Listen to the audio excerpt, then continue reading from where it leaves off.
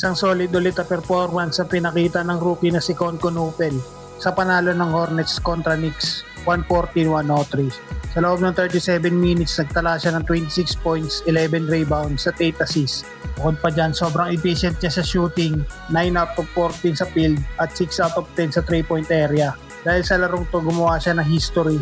Siya ang unang rookie simula kay Jason Kidd na nakapagposte ng ganitong klaseng all-around stat line sa isang game.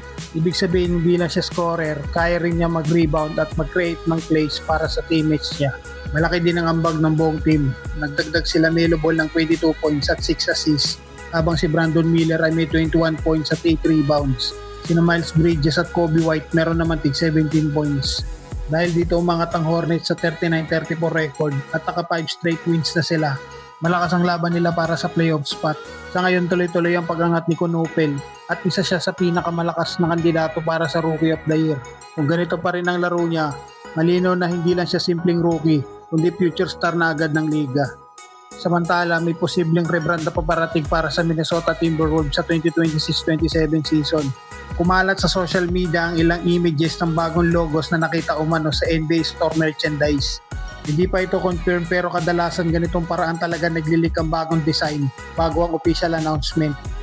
Matagal na rin hinihiling ng fans na ibalik ang classic Wolf logo ng team noong 90s at early 2000s. Kaya nitong season naglabas na ang Wolves ng throwback jersey at on-court design bilang tribute sa kanilang history.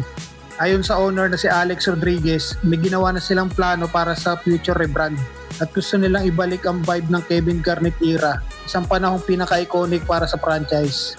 Sa ngayon maganda ang takbo ng Timberwolves, hawak ang 45-28 record at nasa top 5 ng Western Conference. Kung matutuloy ang rebrand na ito, aasahan ng fans na babalik ang classic looks ng Wolves. Pero may modern twist, posibleng ibalik ng Wolves ang kanilang iconic identity at mukhang malapit na itong mangyari. Malapit nang bumalik si Anthony Edwards matapos ma-injured sa right knee na tinatawag na runner's knee at matapos makapag-miss ng 5 sunod na laro ay cleared na siyang makapag-progress ng on-court activities at mag-wrap up ng training. Kahit walang eksaktong return date, tinuturing na day-to-day ang status niya. Pero opisyal na siyang out sa susunod na laban na aabot na sa 6 na sunod na games ang mamimiss niya. Ginagawa ito ng Minnesota bilang pag-iingat para masigurong fully healthy siya bago mag-playoffs.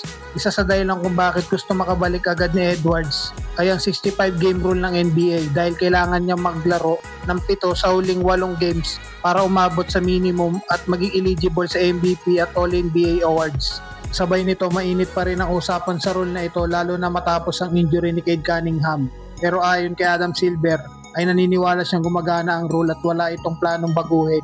Sa kasalukuyan may average si Edwards sa 29 points, 5 rebound at 3.7 assists. At pangatlo siya sa scoring sa likod nila Luka Doncic, SGA, kaya malinaw na napakahalaga ng pagbabalik niya para sa Timberwolves bago magsimula ang playoffs.